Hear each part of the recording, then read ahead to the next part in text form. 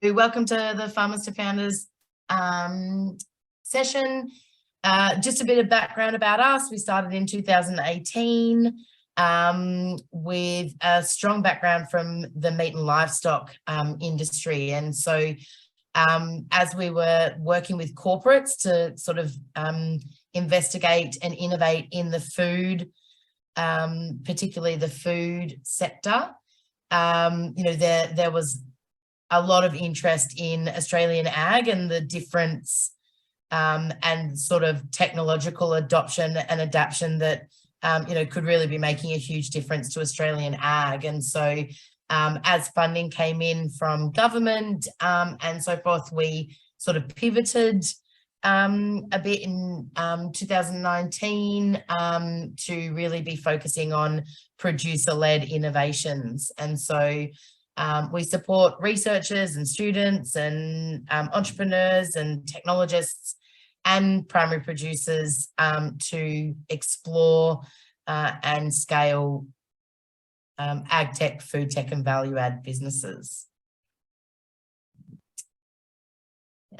We operate nationally and are a regionally or a kind of a nationally based team.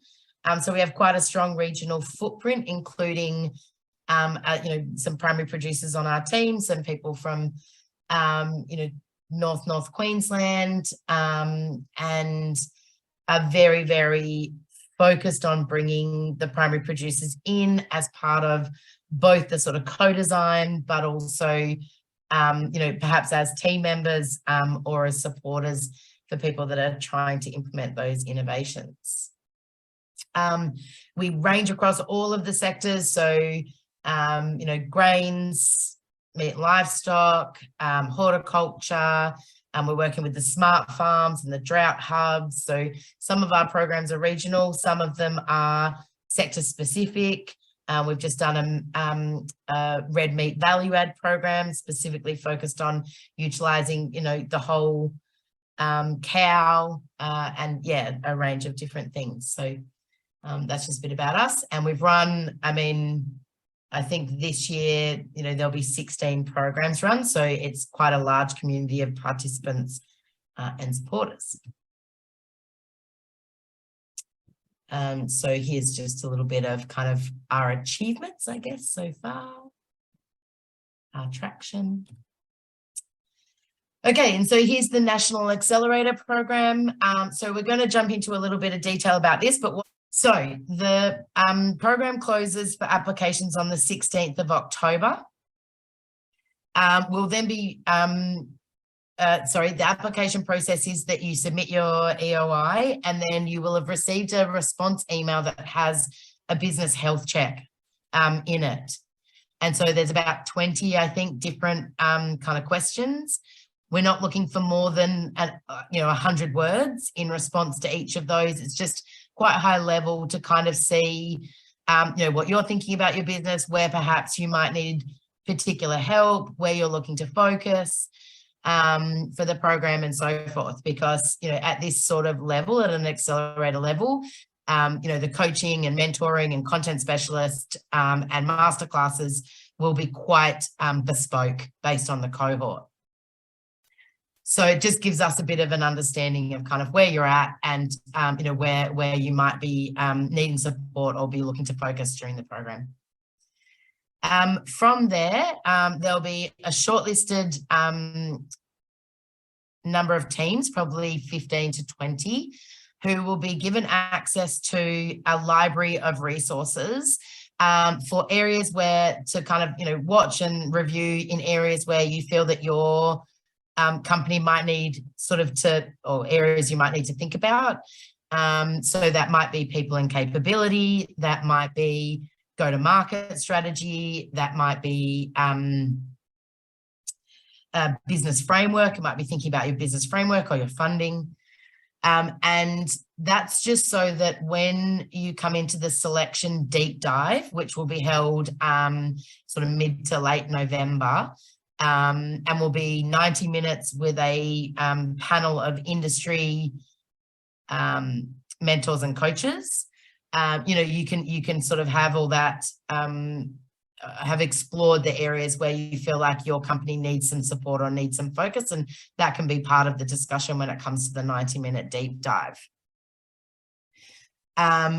For the Harvest program, there are some sponsored spots and some general spots. So there are, up to 2 grains sponsored spots. So GRDC are sponsoring those. There are up to 2 MLA sponsored spots. So Meat and Livestock Australia will be on the panel for the deep dive, and grains are the same. And then there are 2 spots sponsored by the Future Drought Hub, focusing on technologies that can make change or create opportunities for the tropical North Queensland region. And so again, the JCU team, who are the lead on that Future Drought Hub grant, will be on the panel for those 2 spots. So we'll do the deep dive. The top 10 teams will be offered their positions on about the 3rd of December, and then you'll have a week to accept the position. So that's just so that we can sort of start, over December and January, really getting the program locked in for each individual team, getting the coaches and mentors and so forth on board, like I was mentioning. There is up to $10,000 in matched funding available at different points throughout the program until the allocation has been exhausted. They're matched to milestones in the program. So if you have a particular goal that you're, hoping to achieve, there is that up to $10,000 match funding available. I guess the kind of key focus, coming into the Harvest program, you need to have an idea about where you're looking to focus your scale for the next, for the program. It doesn't mean necessarily that, that's where you'll end up, because obviously, you're still exploring, and there'll be opportunities to speak to a lot of different people and learning from others in the cohort, as well as, other ag tech companies and so forth. So it might not be that that's where you end up, but you do need to have a bit of an idea about where you're looking to focus, either, expanding your current market or scaling into a new market, or perhaps overseas, depending on, what you're thinking. How it basically works is that from the beginning of February, there'll be one onboarding session where all the cohort will meet each other, and then you'll work in February on your Evoke Ag plan. So from the 19th to the 24th of February, the participants, the Harvest participants, will be going and attending Evoke Ag, which is in Adelaide. And then around Evoke Ag, which is on the Tuesday and Wednesday, there'll be boot camp. There'll probably be a perhaps tour of particular places. We're just working out all of the schedule for that week. But every team that's in Harvest needs to be able to commit 1 full-time staff member to attend that program, which will be the full week in Adelaide. We're just taking advantage. So it includes tickets to Evoke Ag, and then the days around, because, everybody pretty much in the industry goes to Evoke Ag. There'll be teams and government officials there that we're working with from the UK and from New Zealand, and yeah, a whole range of opportunities. So we'll all be there together, which will be great. And you'll spend, so prior to that, you'll just be working with your coaches on formulating your Evoke Ag plan. So in order for you to make the most out of that week, we'll be looking at who's presenting, who's, got a stand, who you want to be connecting with there, perhaps researchers or perhaps particular organizations or perhaps corporates, that you're looking to connect in with. And yeah, so February will just be spent working with your coaches and making a plan so that, you can maximize your week when we're there. After Evoke Ag, we'll then be jumping into the actual program, which will be 1 session a week for kind of probably 90 minutes, where we'll just be checking in, discussing as a cohort, what wins and successes and barriers and challenges we're having. We'll probably have coaches drop in for just a bit of kind of feedback and group coaching.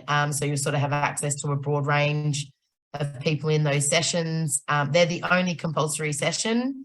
They'll probably be held on Mondays, I would guess around lunchtime. And they're just really kind of setting yourself up for success for the week. And also, not kind of moving 2 weeks through the program because time goes quickly, without, getting feedback on something, if you're struggling with something, or, letting us know that you need a connection or you need a, content specialist or so forth. On top of that, we will then, depending on the cohort, have masterclasses that will be content specific to, who's in the program and what they need. And then we'll be having speaker panels. Again, it'll be sort of dictated by the cohort.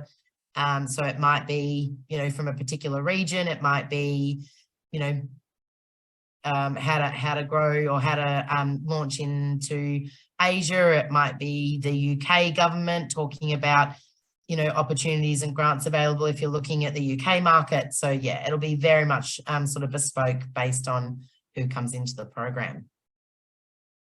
So that goes from the beginning of March until the end of May. There will be, like I said, the sort of 6 to 10 teams in the program. There are milestones that we work towards month on month to really hope that by the end of the 3 months, you are either ready to launch into your new market or you are actively seeking investment based on what you've developed over that 3-month period. And then the first 2 weeks in June, we'll be spending working on pitch, getting your pitch ready, because then there will be a live pitch demo day held in mid-June. And it looks like at the moment it will be held in collaboration with perhaps the UK government. They're looking to sort of promote some teams from the UK that are doing certain things, or there's a whole range of different opportunities that we're looking into to make sure that that day is, as impactful and sort of, as broad reaching as possible. So anyway, I'll give you more information about that when the time is coming a bit closer, but, there's really that opportunity in June to have access to all of the sort of investor network that we have, to different markets or different corporates, or the RDCs who will all be, attending and supporting and so forth. So I've been talking for a little while. Does anybody have any questions about anything that I've said? Laura, I think you said it. I just missed it. Just that. So that 16th of October. So it's just that. So obviously we've done that application, or just that simple one page, and then you just need the business check. And that's what needs to be done by the 16th. Is that correct? That's right. Yep. Just that business health check. And don't try not to spend. I know a few people have got a bit caught in the detail, but literally 100 words maximum for each of the answers. We're not looking. That's not the deep dive. The deep dive will come in mid-November. So this is just to sort of gauge where your business is at. You must have a proven customer value proposition. So to enter into the program, I think you're all good. I think I've looked at all of your applications and that's all fine. But yeah, you have to have made revenue, or you must have if you're B2B, a partner who's looking to beta test or, get your product into their business or suite of programs or so forth. All right, I cool. think you're all good. Yeah. Thank you. Cool. Any other questions?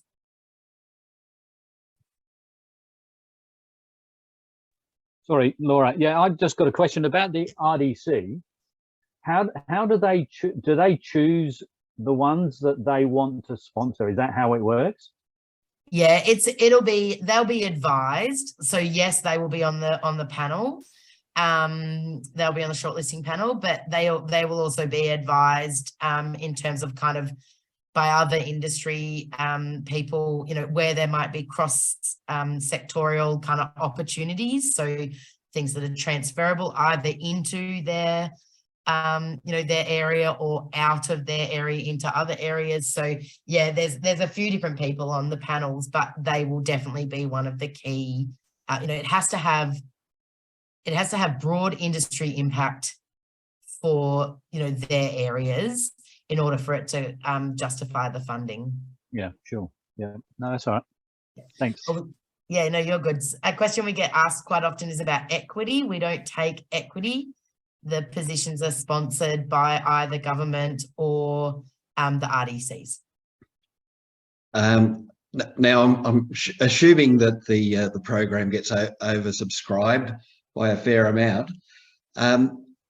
If we don't make it through to that level, is there some coaching available, or are you available to share ideas? Yes, of course. And we'll sort of provide that all, you know, through to you. Like it's not just, yeah, I mean, unfortunately, because of funding, you know, we can't have everybody in. We'd love to. But yeah, there's definitely opportunities, you know, moving forward, and we only run Harvest once a year.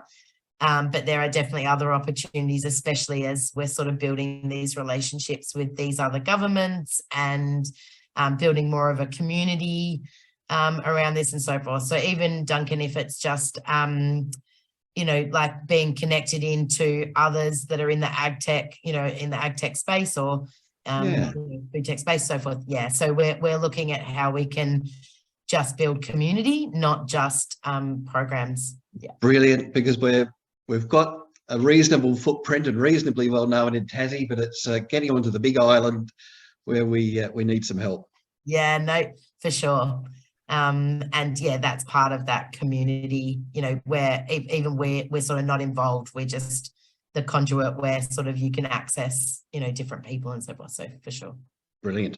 Well, that's kind of all that I've kind of got to tell you. I mean, I've got a nice example here of a team that went through one of our programs from North Queensland. So this was, you know, they'd been working with a research organisation and had, you know, started a business in, you know, growing seeds, particular seeds in Australia. They found that there was a opportunity for mustard seeds, which that particular type of mustard seed isn't grown. And so, yeah, through the Mars company partnership that we have in Harvest, or they were the right fit for, they, you know, developed a mustard seed that would suit the Australian market under the Mars, you know, in partnership with Mars. So that's just an example of a team and sort of how their progress and process went through the Harvest program.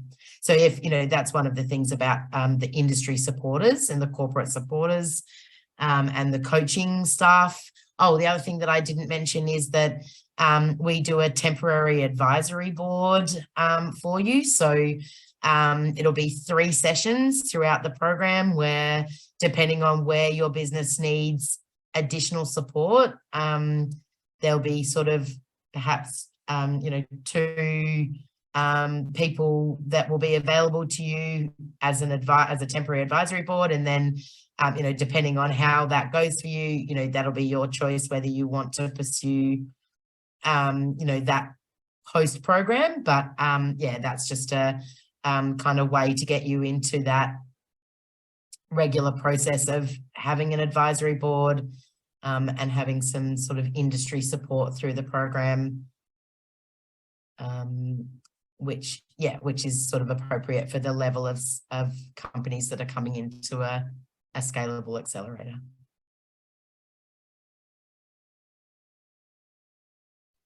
Thank you.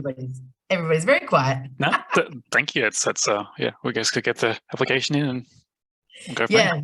Yeah, cool, awesome. So yeah, that's all sort of for today. Obviously, if you have any more questions, you know, feel free to drop me an email. I think you've all got my emails. You've all got my email.